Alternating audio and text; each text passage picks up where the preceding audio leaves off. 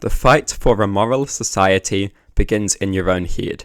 It begins as a conflict between the moral and immoral sides of yourself. Just about everyone has a moral and an immoral side.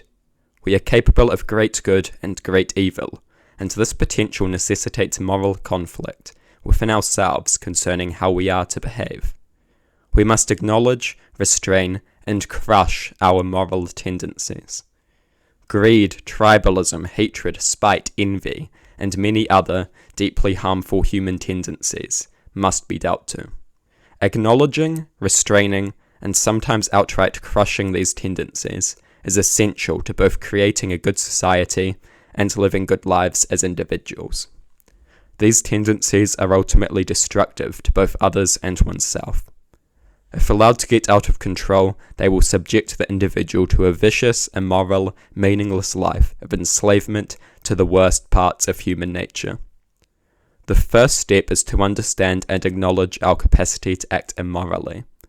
After this, restraint and the crushing of immoral tendencies will make sure we are victorious in the fight against our self-destructive immoral urges. Knowledge and reason are all that is generally required to be victorious in such an internal conflict. Resolve will logically follow, and the issue can be addressed and the first step of establishing a moral society completed. This is a battle the individual can win, and individuals frequently do win. Our immoral tendencies can be dealt with, but it is vital we remember victory is never complete. They will attempt to rise again. Similarly, the application of knowledge and reason has the potential to not just keep immoral urges at bay, but to oust them from control over oneself. Once the immoral urge has control, removing it will be challenging, but it can be done, and it has been done many times. The fight for a moral society starts in our own hands, as we use our knowledge and reason to understand who we are and who we want to be. This fight is the beginning, but this is not to say it is a stage that will end.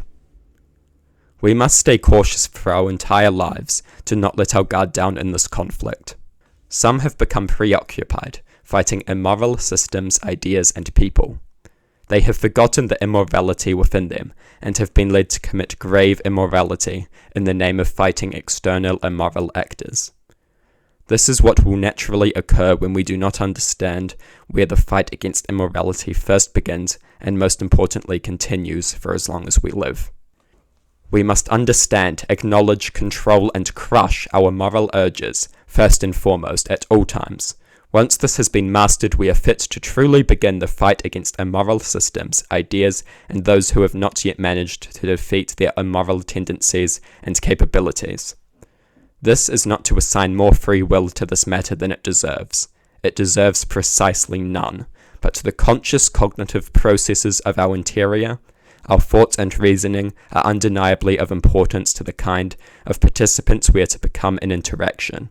It is of course only with regards to interaction that morality can be said to exist. What decision we make will ultimately not be a consequence of free will, but ensuring people are aware of this internal conflict and of course the desirability of morality is the first step to predetermining a moral victory in this very important conflict.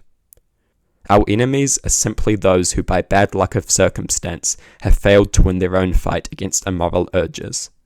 We ought to lead them in the right way and to create the conditions in which every individual can become their best, most moral and happiest self in the ideal society.